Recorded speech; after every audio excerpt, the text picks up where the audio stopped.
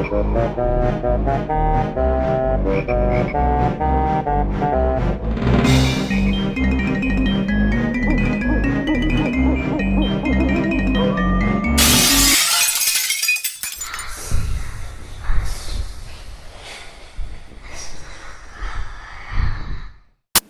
guys, Nostalgia Kid 84.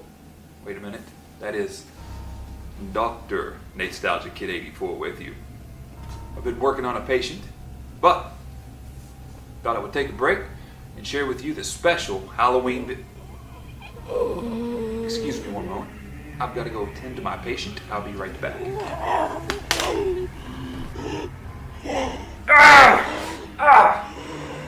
Why'd you do that?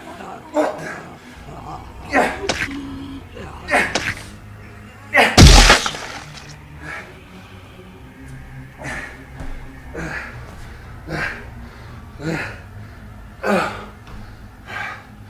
Sorry guys, my patient bit me on the arm, so I had to take him down the old-fashioned way.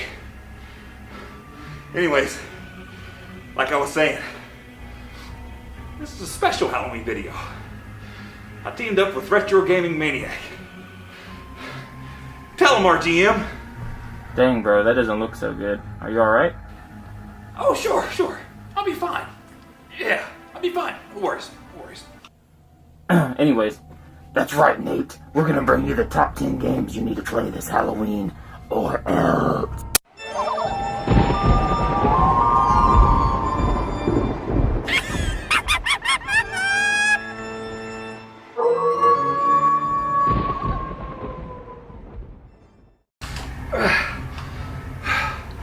My first pick, number 10, is kind of a game not very many people know about. It was released as a floppy diskette on the DOS in the early 90s. It's called Hugo's House of Horrors. Hugo's House of Horrors, a DOS computer game which came out in 1990 on the good old floppy diskette. This game is pretty basic. Many people probably have heard of Maniac Mansion, but not Hugo's House of Horrors. The plot and gameplay are very similar, and there's a reason for that. Hugo has come to a haunted house to look for his girlfriend Penelope, who has went there to babysit and has not been seen since. But a direct quote from the creator from Hugo's House of Horrors, which explains its similarity to Maniac Mansion. Unbelievable as it may seem, when I wrote Hugo's House of Horrors in 1989, I was completely unaware of Maniac Mansion, and to this day, still have never played it. The truth is that Hugo's House of Horrors was actually inspired after playing the original Sierra game Leisure Suit Larry. And if you've never played the original Leisure Suit Larry game, these games are strikingly similar. But believe me, that game is a whole nother genre. You move Hugo around using the keypad and enter commands using the keyboard to use items or pick up and read clues. Each clue leads to where and to what you should do next. You run into different sorts of Hollywood-type monsters in the house, a vampire, a witch, what appears to be a werewolf, and others. I thought this would be a good game to highlight as our first game on the list to play this Halloween, as it is very low-key, and actually the puzzles are pretty challenging, and some of them are very unfair. If I'm not mistaken, the backgrounds and characters were all created using MS Paint for this game. You'll also find very little music, but its tongue-in-cheek style makes it worth a play. For this Halloween, give it a try and have a laugh. Hey, it's a free download, and there's a response to nearly anything your mind can think up. Hugo's House of Horrors, that's one I haven't really played before, Nate. That looks really cool. The next one I'm going to show you is Monster in My Pocket, and this is a side-scrolling action platformer, but it's pretty cool. It's kind of a late-release NES title, and very Halloween themed. You get to play like Frankenstein, Dracula. Really cool. Let's check it out. Monster in My Pocket, released in 1992 by Konami, is a side-scrolling action platformer where players take control of either vampire or monster, and their attempt to overthrow the evil warlock who has sent his henchmen to kill them. This game features co-op and was one of the first games to include double jump, which is so commonly used today. The characters are pocket-sized, hence the name Monster in My Pocket, so the world is very big and oversized to them. This makes for some very interesting gameplay and some very cool levels. Monster in My Pocket is relatively cheap, selling around $15 to $20, and it's definitely worth your time this Halloween season. Great game, Josh. I'm a little cold. I love Monsters in My Pocket. Very good pick. For my next game, Gremlins 2. Now, I know you might not think, well, that's more of a Christmas game more than a Halloween game, but think about it. It's horror movie, monsters. It's a really good game. For my next pick, Gremlins 2. Gremlins 2. Now this game may put you more in mind of Christmas than Halloween due to the first Gremlins film taking place right smack dab in the middle of the gift-giving holiday, but I believe this game can hold its own during Halloween, as Gremlins are widely known in pop culture as one of Hollywood's horror film's creature features. Gremlins 2 for the NES is based on Joe Dante's Gremlins 2 The New Batch, the film. A fun game released in 1990 by Sunsoft. You control fuzzy little friendly Gizmo. Everyone wants Gizmo as a pet. Just don't get him wet. Gizmo is first armed with the almighty tomato. That's right, I said tomato. According to the game's manual, it's a genetically modified tomato from the lab Gizmo escapes from. He can later use matches, paper clips, and a bow and arrow, which is a combination of the paperclip and a pencil. The latter items can be powered up. You can purchase power-up and health from Mr. Wing in the shop, although he should be dead by this point. Anyways, Gizmo is helping Billy by ridding his workplace in New York of the Gremlins. The play is pretty simple, with the B button projecting the weapons and A button jumping. The game looks very similar to actual stages on Blaster Master. The spikes are almost identical, and the way you move and shoot is pretty much identical as well. The music is somewhat similar to Ghosts and Goblins, giving the game an eerie feel while you're on the lookout for the Gremlins. Some of the enemies you'll encounter are kind of random. You have your generic bats, but you also have tomatoes. Yes, again, I said it.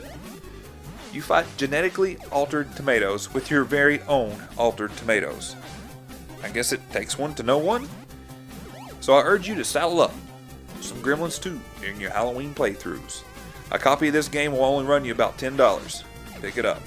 You won't be disappointed. Oh yeah, Gremlins 2. Now that's a fun game. And while it's not a Halloween game, it has that Halloween feel to it, that kind of horror feel. It's really cool. Really enjoy that game, Nate. Good pick.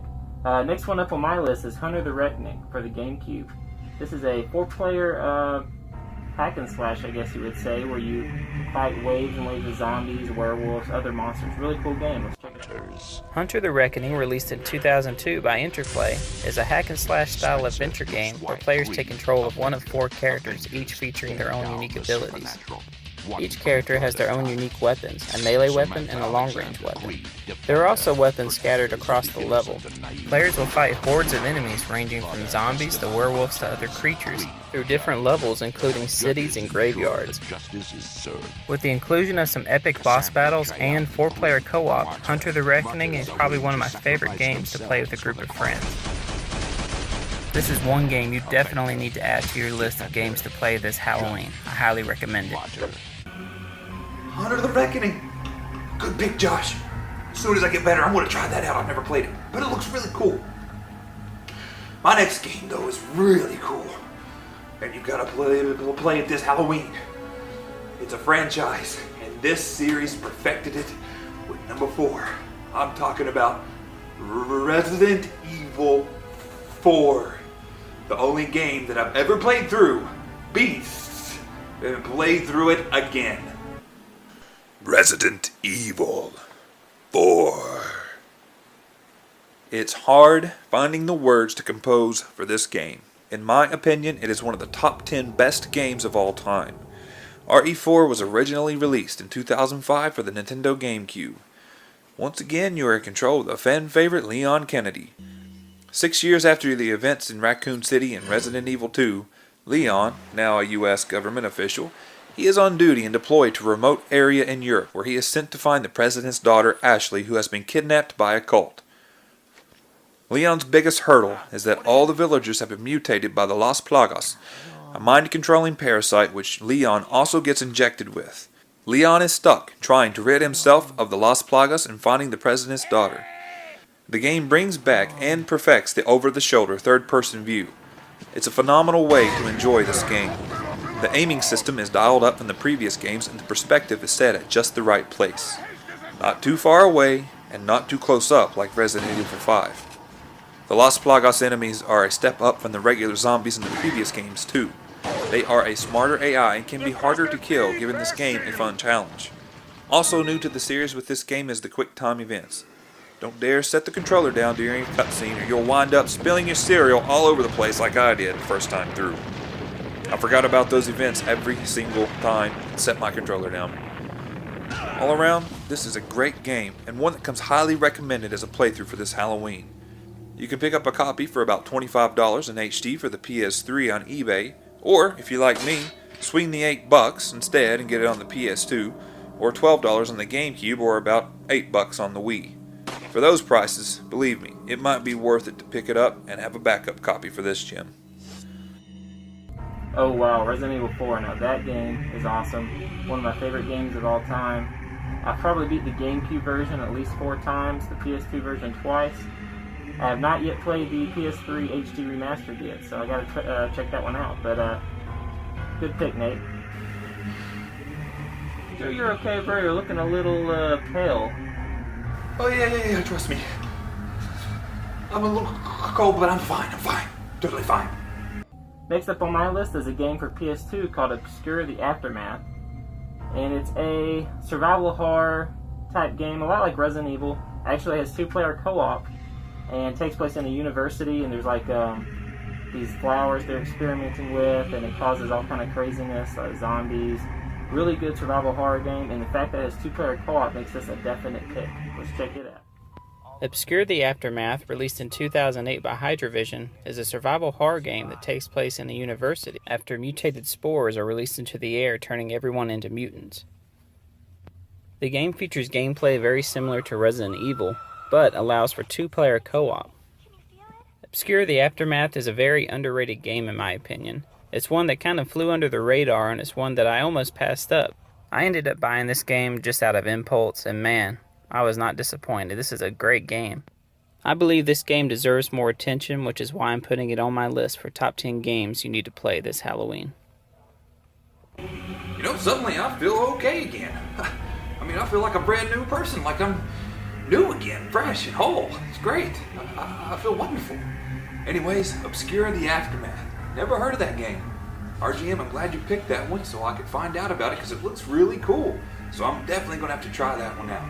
The next game on my list takes you all the way back to the Nintendo Entertainment System again. Nightmare on Elm Street. Now I know it's an LJN game, but it's a fun platformer and the music is fantastic. You got to give this one a shot. Released in 1990 for the NES by the ever-infamous LJN, a side-scrolling platformer game that will get you drinking coffee and taking mere cat naps as sleep. You play a teenager, or if you have an NES 4 score, you can play up to 4 teenagers at once, which was not common back then for those types of games, which I think makes this game really innovative and scores major points for LJN. Anyways, you essentially are fighting your way through different houses or buildings on Elm Street trying to stay alive. While you're awake, your character can punch and jump. The enemies are bats, rats, snakes, spiders, and policemen? Anyways, there is a timer that counts down. When it's gone, you have fallen asleep. Getting hit will also make this timer count down faster. During sleepy time, your character can become some pretty cool characters such as a jock that allows you to jump really high and throw knives, a wizard that lets you sort of jump, float, and shoot projectiles out of a wand, or a ninja that allows you to do a jump kick and throw ninja stars, which is my personal favorite of the bunch. The enemies change when you're asleep. The demons, skeletons, flying skulls, and other evil creatures of the night. Also when you're asleep, there could be a music change, and if so, you'll recognize it as the Nightmare on Elm Street nursery rhyme. 1, 2, Freddy's coming for you. If it gets to 10, you'll have to stand toe-to-toe with the leather-gloved Dream Master himself. Ward him off, and you'll wake up to fight another day. According to an early issue of Nintendo Power, the original game would have had you playing the game as Freddy, killing the obnoxious teenagers, as it were. Now that would have been an interesting take for that game, especially on the NES, especially during that time era. but that idea was eventually scrapped due to the controversy of the Texas Chainsaw Massacre game on the Atari. This game does have some flaws, but it's still fun trying to get through all the buildings and take out all the formations of Fred. This game is a little pricey still, coming in around at $30 a cart, but if you have the means, this is a great game to add to any collection, especially for horror fans. This Halloween, get reminded of a true horror icon. Remember a legendary killer.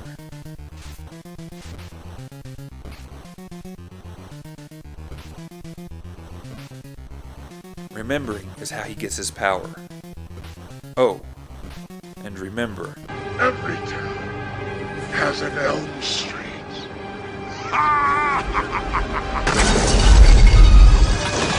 Nightmare on Elm Street. Now that's a good game, Nate. Good choice. I actually still need that one for my collection.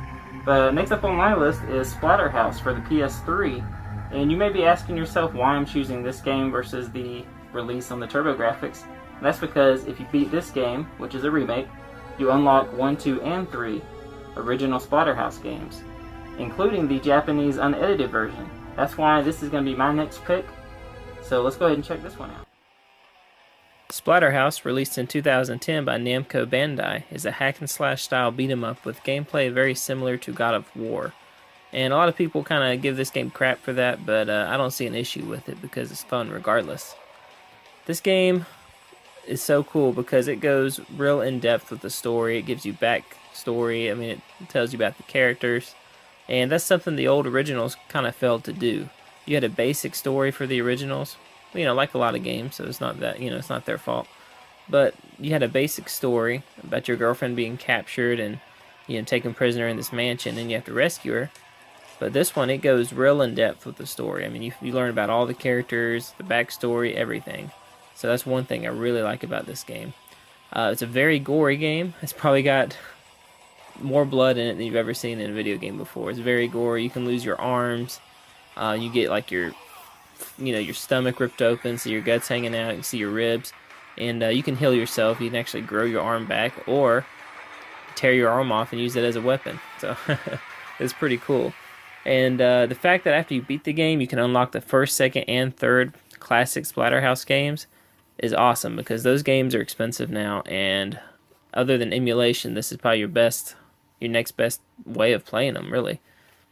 But that's why I think you should play Splatterhouse this Halloween. Splatterhouse for PS3. That's a good game, Josh. Great pick. I really do love that series. Sorry, guys. I kind of got a little stiff. I don't know what happened. My next pick is an indie game. Very good, very good. I missed out on it last year. Not this year, though. Five Nights at Freddy's. Great indie game. I'm saying it's the scariest of all time. Play it and find out for yourself.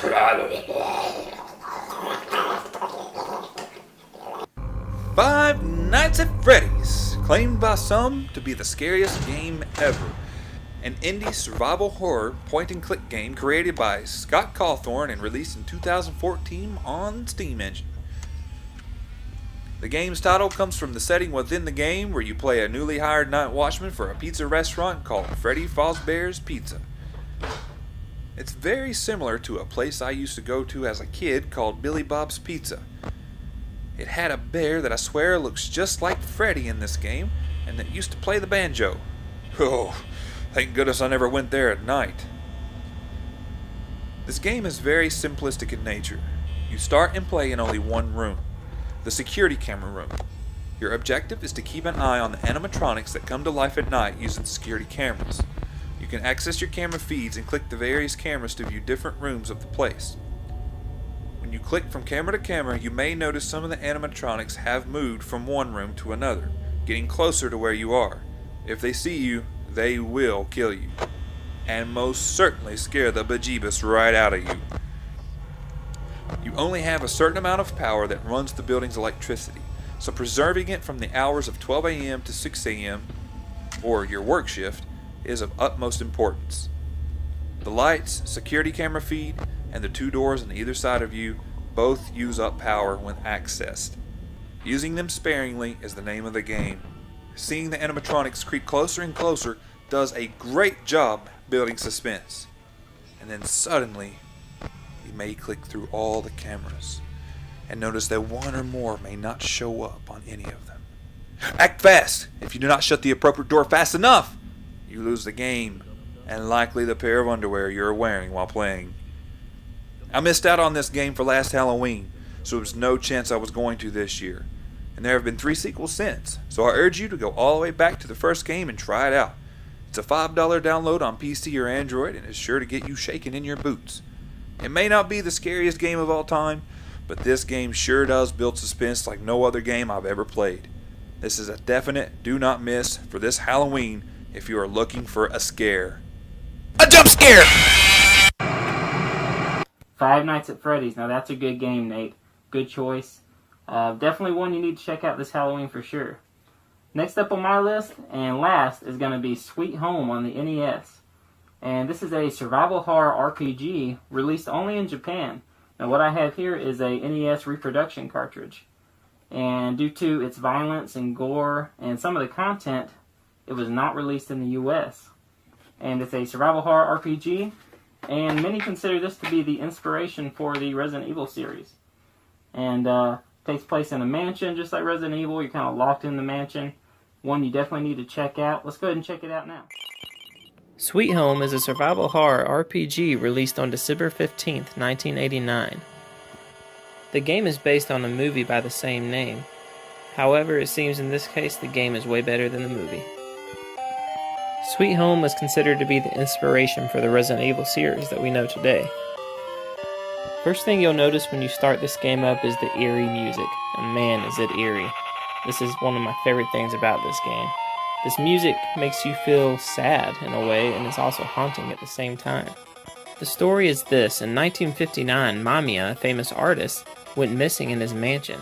Now, 30 years later, 5 documentary filmers are on their way into the mansion to recover his priceless frescoes and find out what happened 30 years ago.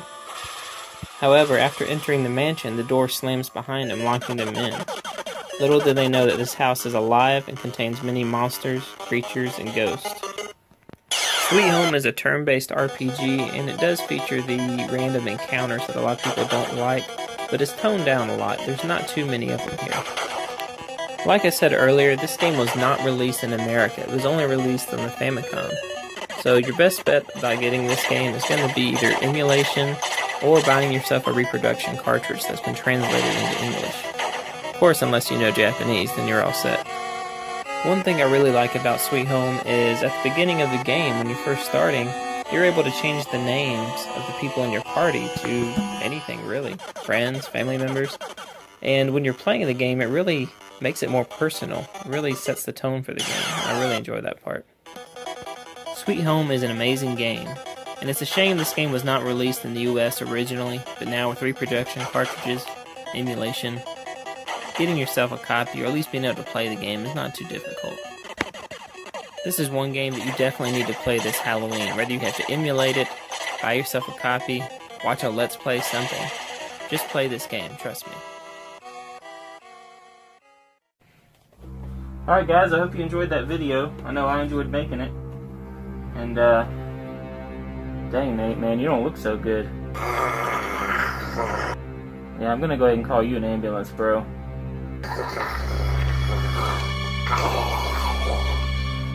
Hungry? What do you mean hungry?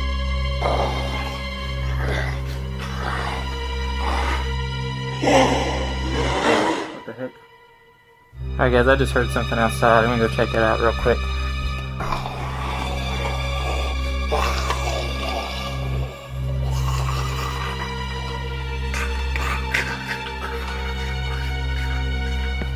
Figure I'll go ahead and take my camera with me in case it's something I need to just have on film or document or something.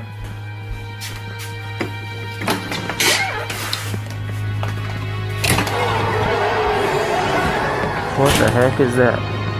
Oh crap. This can't be happening. This is supposed to be just all fake. I thought you were joking, Nate.